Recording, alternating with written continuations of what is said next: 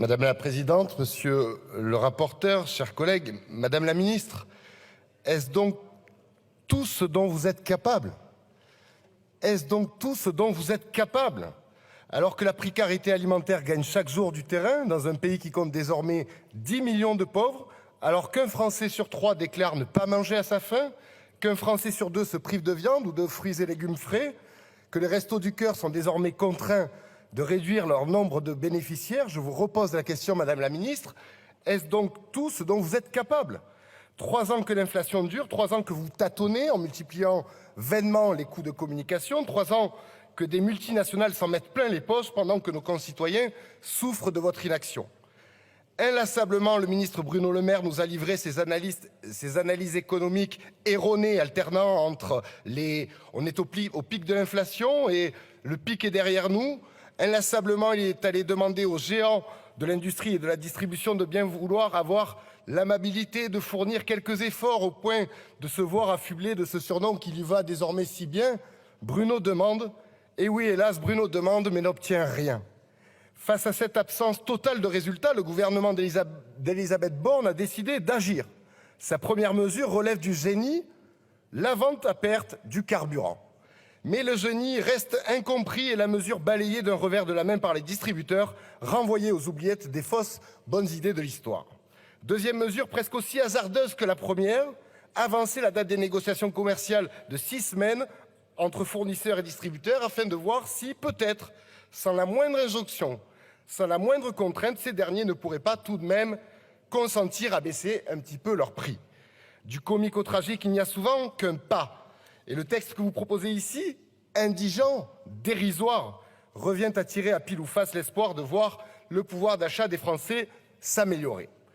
C'est peut-être cela, au fond, la fin de l'abondance annoncée par Emmanuel Macron comme un projet politique qui voit la pauvreté de nos compatriotes s'accroître et nos producteurs locaux s'éteindre inexorablement. 2 tiers des bateaux de pêche dans ma circonscription ont cessé leur activité en 20 ans. Des dizaines d'exploitations agricoles disparaissent chaque semaine. Un agriculteur se suicide tous les 2 jours.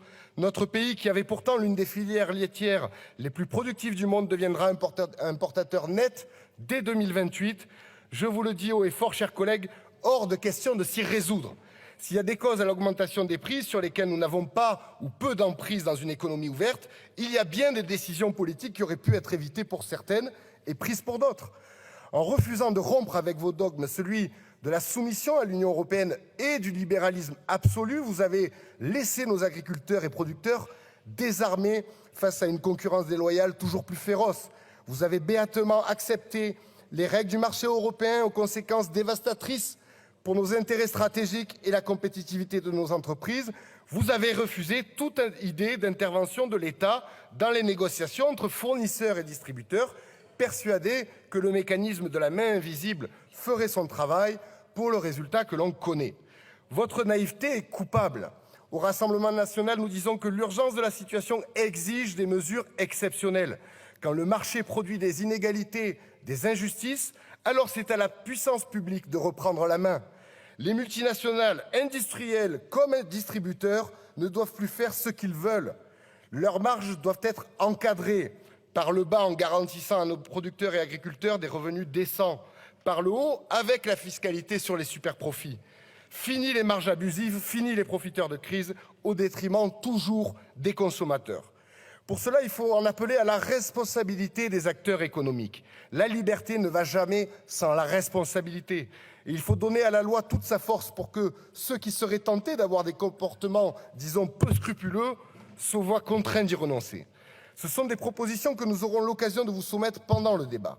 Hélas, nous craignons encore une fois pour les Français que votre sectarisme l'emporte. Voltaire disait « Le meilleur gouvernement est celui où il y a le moins d'hommes inutiles ». Madame la ministre, votre attitude durant ce débat, face aux propositions de bon sens que nous allons vous faire, sera l'occasion de déterminer à quelle catégorie vous appartenez. Je vous remercie. Merci, monsieur le député. La parole est à madame Mathilde Ignace.